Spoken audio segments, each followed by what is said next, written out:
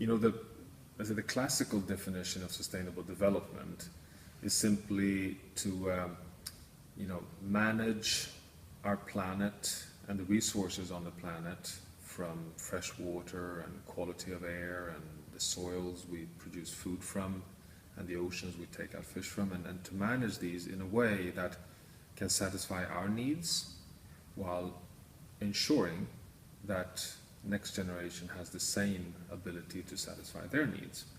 I would argue that the sustainability definition is changing because we now, as humanity, as we as humans, constitute the largest driver of change at the whole planetary scale.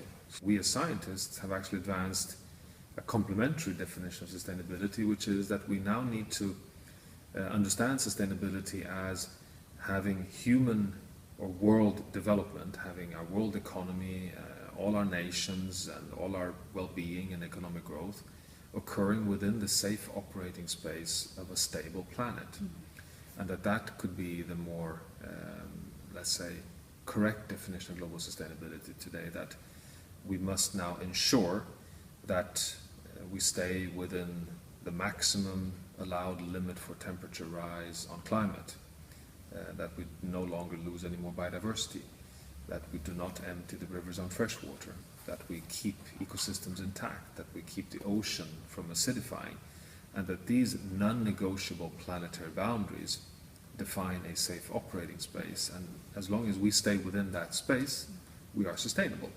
If we go too far outside of them, which risks taking us towards potentially very dangerous situations, potentially even catastrophic, then we are unsustainable.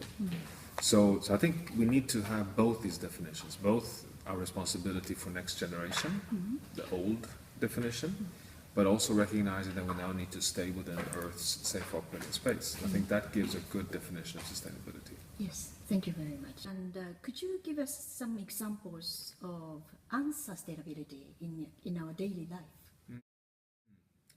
You know, there are so many of them, unfortunately, but two, that we have learned a lot about is, of course, the number one is that we all want to have good economy, but we know today very well that if you would plot the economic growth against energy use, that it's a linear relationship. So to put it simple, the better our economy grows, the more energy we use.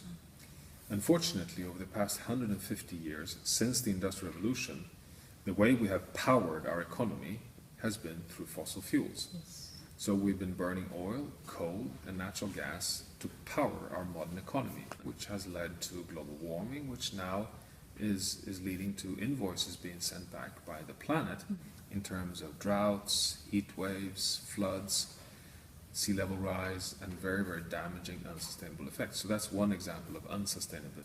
But the other one, which is another kind of classic, is that we need food.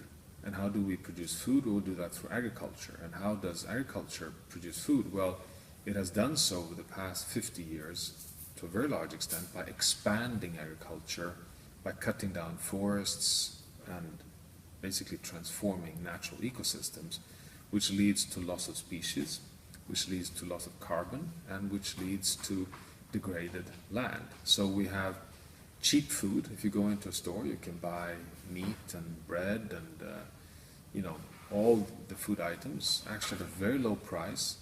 Why is it so cheap? Well, it is because the planet pays, which in the end we need to pay for, but that comes to the next generation. So the unsustainable food and unsustainable energy are two examples of unsustainable development, which gives us on the short term subsidized well-being, but in fact it occurs at the expense of sustainability.